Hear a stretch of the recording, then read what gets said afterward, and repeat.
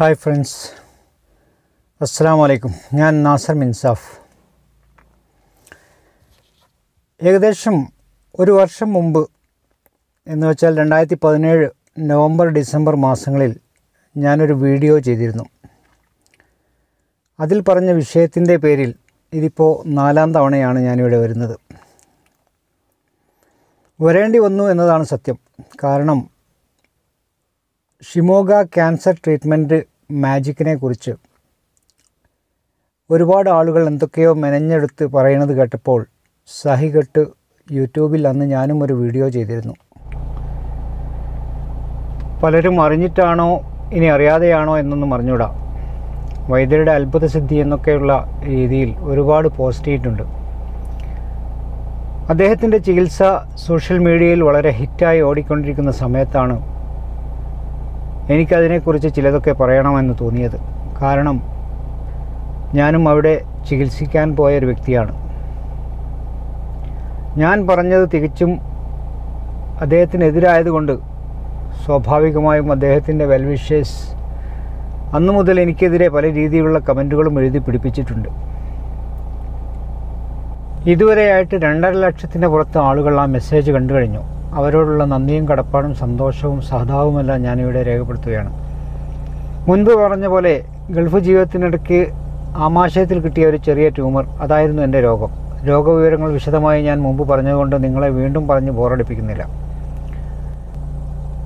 2009 ചികിത്സ തുടങ്ങി 2011 വരെ ട്രിവാൻഡ്രം RCCയിലും പിന്നെ നിർഭാഗ്യവശാൽ 2015 വീണ്ടും തുടങ്ങി 2016 വരെ തലശ്ശേരിയിലുള്ള മലബാർ ക്യാൻസർ സെൻ്ററിലും ക്യാൻസറിന് ചികിത്സിച്ചിട്ടുള്ള ഒരു വ്യക്തി എന്ന നിലയിൽ നല്ല എക്സ്പീരിയൻസ് ആണ് എനിക്ക് കിട്ടിയത്. അതുതന്നെയാണ് ഈ വിഷയത്തിലുള്ള എൻ്റെ ബേസിക് ക്വാളിഫിക്കേഷൻ. ക്യാൻസർ എന്ന രോഗത്തെക്കുറിച്ച് കേൾക്കുമ്പോൾ തന്നെ പ്രതീക്ഷയറ്റ് മനസ്സൊരുക്കി മരണം ഉറപ്പാക്കി നടന്നിരുന്നൊരു സമൂഹമായിരുന്നു 2009 കാലഘട്ടങ്ങളിലൊക്കെ ഉണ്ടായിരുന്നത്. ഭാഗ്യവശാൽ ഞാൻ രക്ഷപ്പെട്ടതുകൊണ്ട് സാധാരണക്കാരുടെ ഇടയിൽ ഞാനൊരു മാതൃകാപുരുഷനായിരുന്നു. കാരണം ക്യാൻസറും ചികിത്സിച്ചാൽ മാറുമെന്ന അവബോധം ജനങ്ങളിൽ ഉരുത്തിരിഞ്ഞു തുടങ്ങി എന്നതാണ് അതിൻ്റെ ഒരു പ്രത്യേകത. ഞാൻ അറിയുന്ന അല്ലെങ്കിൽ എന്നെ അറിയുന്ന ചില ക്യാൻസർ രോഗികൾക്കും അവരുടെ ബന്ധുക്കൾക്കുമെല്ലാം ധൈര്യം കൊടുക്കാൻ പറ്റുക എന്നത് ഒരു ചെറിയ നിസ്സാര കാര്യമല്ല. ഇന്ന് നല്ലൊരു ശതമാനം പേരും ക്യാൻസർ ചികിത്സയെക്കുറിച്ച് ഏറെക്കുറെ ബോധവാന്മാരാണ്. എല്ലാ സൗകര്യങ്ങളോടും കൂടിയ ഹോസ്പിറ്റലുകൾ, വിദഗ്ധരായ ഡോക്ടർമാർ എല്ലാം ഇന്ന് നമുക്ക് ലഭ്യമാണ്. 2009 RCC ചികിത്സയ്ക്കിടയിലാണ് ഞാൻ ഷിമോഗയിൽ പോയത്. അവിടെ ചെന്നപ്പോൾ അല്പം പോലും മാനസിക സംതൃപ്തി ഇല്ലാത്ത ഒരു ഫീലിംഗ്, എന്തൊക്കെയോ പന്തികേട്, തികച്ചും അശാസ്ത്രീയമായ രീതിയിലുള്ള ചികിത്സ. പക്ഷേ അപ്പോഴേക്കും സോഷ്യൽ മീഡിയയിലെ ഒരു കൂട്ടർ അദ്ദേഹത്തെ ഏറ്റെടുത്തു കഴിഞ്ഞിരുന്നു. ആരുടെയൊക്കെയോ ഷിമോഗയെക്കുറിച്ചുള്ള ഭൂലോക വെടിക്കെട്ടുകൾ കേട്ട് സഹികെട്ടപ്പോഴാണ് എനിക്കറിയാവുന്ന സത്യങ്ങൾ ഇവിടെ പറയണമെന്ന് തോന്നിയത്. ഇത് പറഞ്ഞതിന് ശേഷം പലരുടെയും മുന്നിൽ ഞാൻ ആരൊക്കെയോ ആയി. ഡോക്ടർ, മരുന്ന് കമ്പനിക്കാരുടെ ഏജൻറ്റ്, ആയുർവേദ നിഷേധി, ഊള, മണ്ടൻ, തെണ്ടി, പിന്നെ പണ്ടേതൊരു സിനിമയിൽ ശ്രീനിവാസൻ പറഞ്ഞ പോലെ പറയാൻ കൊള്ളാത്ത പല തരത്തിലുള്ള തെറികളും. ഏതായാലും എന്നെ തെറി പറഞ്ഞവരോടോ വഴക്ക് പറഞ്ഞവരോടോ എനിക്ക് യാതൊരു വിഷമവുമില്ല. അതൊക്കെ സോഷ്യൽ മീഡിയയിൽ സ്വാഭാവിക പ്രതികരണങ്ങൾ മാത്രമായിട്ടേ ഞാൻ കാണുന്നുള്ളൂ. ഒരാളുടെയും സിമ്പതി പിടിച്ചു പറ്റാനോ അല്ലെങ്കിൽ ആരെയെങ്കിലും അധിക്ഷേപിച്ച് സ്റ്റാറാവാമെന്നൊന്നും കരുതിയിട്ടല്ല ഞാനിത് പറഞ്ഞതും. എനിക്കറിയാം, ഞാനും അദ്ദേഹത്തിന് അനുകൂലമായി പറഞ്ഞിരുന്നെങ്കിൽ ലൈക്ക് അടിക്കാനും സപ്പോർട്ട് ചെയ്യാനും ഒക്കെ ആളുണ്ടായിരിക്കും. പക്ഷേ വിവരക്കേടിന് കൂട്ടു നിൽക്കണമെങ്കിൽ നമുക്ക് നമ്മുടെ ഒരു മനസ്സും പാകപ്പെടുത്തിയെടുക്കേണ്ടതുണ്ട്.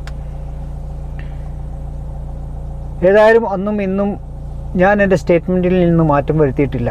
ഇനി മാറ്റാനും ഉദ്ദേശിക്കുന്നില്ല. അദ്ദേഹത്തിൻ്റെ ചികിത്സാ രീതികൾ ഞാൻ ആ വീഡിയോയിൽ പറഞ്ഞിട്ടുണ്ട്. വേണ്ടവർക്കൊക്കെ സ്വീകരിക്കാം, അല്ലാത്തവർക്ക് അവോയ്ഡ് ചെയ്യാം. അതൊക്കെ നിങ്ങളുടെ ഇഷ്ടം. ചിലർ പറയുന്നത് ഞാൻ ഏതോ മരുന്ന് കമ്പനിക്കാരുടെ ഏജൻ്റാണെന്നാണ്. അത് കേട്ട് സത്യത്തിൽ ചിരിക്കാനേ എനിക്ക് കഴിയൂ. കാരണം എൻ്റെ മേഖല ബിസിനസ്സാണ്. ചെരുപ്പ് നിർമ്മാണം, ബയോഗ്യാസ് പ്ലാന്റ് നിർമ്മാണം, ഇൻസിനറേറ്റർ നിർമ്മാണം, അതങ്ങനെ വളരെ നല്ല രീതിയിൽ തന്നെ പോകുന്നുണ്ട്. ആവശ്യക്കാരുണ്ടെങ്കിൽ പറഞ്ഞോളൂ. കോൺടാക്റ്റ് നമ്പർ ഞാൻ താഴെ ഇടാം.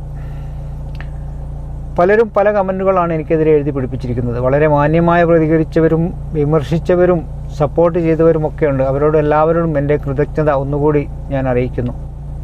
ഷിമോഗ ക്യാൻസർ ട്രീറ്റ്മെൻറ്റിനെ കുറിച്ചും ലക്ഷ്മി തരൂ മുള്ളാത്ത പോലത്തെ മെഡിക്കേഷനെ കുറിച്ചും മുകളിൽ പറഞ്ഞ പോലെ അന്നത്തെ അതേ അഭിപ്രായക്കാരനാണ് ഞാനിപ്പോഴും. ചുരുക്കി പറഞ്ഞാൽ രോഗം ക്യാൻസർ ആണെന്ന് തിരിച്ചറിഞ്ഞിട്ടുണ്ടെങ്കിൽ വെറുതെ സമയം പാഴാക്കാതെ ഹോസ്പിറ്റലിൽ ചെന്ന് കാണിച്ചാൽ നിങ്ങൾക്ക് നന്ന്. ക്യാൻസറുകൾ പലതരത്തിലുണ്ട്. എല്ലാ ക്യാൻസറിനും അലോപ്പതിയിൽ ട്രീറ്റ്മെൻറ്റ് കണ്ടുപിടിച്ചിട്ടില്ല. ഇത് പറയുന്നത് കേരളത്തിൽ വളരെ പ്രസിദ്ധനായ ഡോക്ടർ VP ഗംഗാധരൻ സാറാണ്. അപ്പോൾ എല്ലാ ക്യാൻസറും എന്തുകൊണ്ടാണ് അലോപ്പതി കൊണ്ടും പരിപൂർണമായി സുഖമാവാത്തതെന്ന് ഊഹിക്കാം. ക്യാൻസർ ആയുർവേദം കൊണ്ട് സുഖപ്പെടുത്തി തരാമെന്ന് ഇന്നേ വരെ ഒരു വൈദ്യരും സമ്മതിച്ചിട്ടില്ലെന്നും അദ്ദേഹം പറയുന്നുണ്ട്.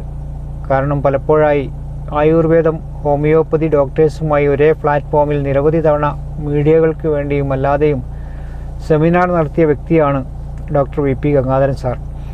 അപ്പോൾ ഷിമോഗ എന്നത് ആയുർവേദവും കടന്ന് ദേവലോകത്തുനിന്ന് ഇറങ്ങി വന്നതാവണം. ഇതേ പാറ്റേണിൽ ഈ അടുത്ത കാലത്തായി കാസർഗോഡ് കോട്ട അബ്ദുറഹ്മാൻ എന്ന വ്യക്തിയും ഇറങ്ങിയിട്ടുണ്ട്. ഇതൊക്കെ രോഗികളെ മരണത്തിലേക്ക് നയിക്കും. പലപ്പോഴും പറയാറുള്ളത് പോലെ മറ്റെന്ത് രോഗമാണെങ്കിലും കണ്ടില്ലെന്ന് വെക്കാം, വേണമെങ്കിൽ സപ്പോർട്ട് ചെയ്യാം. പക്ഷേ ഇത് ക്യാൻസറാണ്. സത്യത്തിൽ മരത്തിൻ്റെ വേരിൽ പരീക്ഷണം നടത്താനുള്ളതാണോ ഈ ക്യാൻസർ? ഒരിക്കലും അല്ലെന്നാണ് എൻ്റെ പക്ഷം. ഒരു ചെറിയ ഉദാഹരണം പറയുകയാണെങ്കിൽ, ചില മരങ്ങളിൽ അള്ളിപ്പിടിച്ചിരിക്കുന്ന ഇത്തിക്കണ്ണി കണ്ടിട്ടുണ്ടാവും. പലരും അതിനെ ഒഴിവാക്കാൻ പല വഴികളും നോക്കാറുണ്ട്. എന്നാലും അതെങ്ങനെയെങ്കിലും പച്ച പിടിച്ച് വളർന്നു വരുന്നത് കാണാം. ചില സമയങ്ങളിൽ മരത്തിൻ്റെ കൊമ്പ് വരെ വെട്ടിക്കളയേണ്ടി വരും. അതുപോലെ തന്നെയാണ് ക്യാൻസറും. മനുഷ്യ ശരീരമായതുകൊണ്ട് അത് പരിപൂർണമായി ഇല്ലാതാക്കുക എന്നതാണ് പ്രധാനം. ഒരു തരം കെമിക്കൽ റിയാക്ഷൻ അല്ലെങ്കിൽ കീമോ കൊണ്ടാണ് ഡോക്ടർമാർ അതിനെ ആദ്യം നിയന്ത്രിക്കുന്നത്.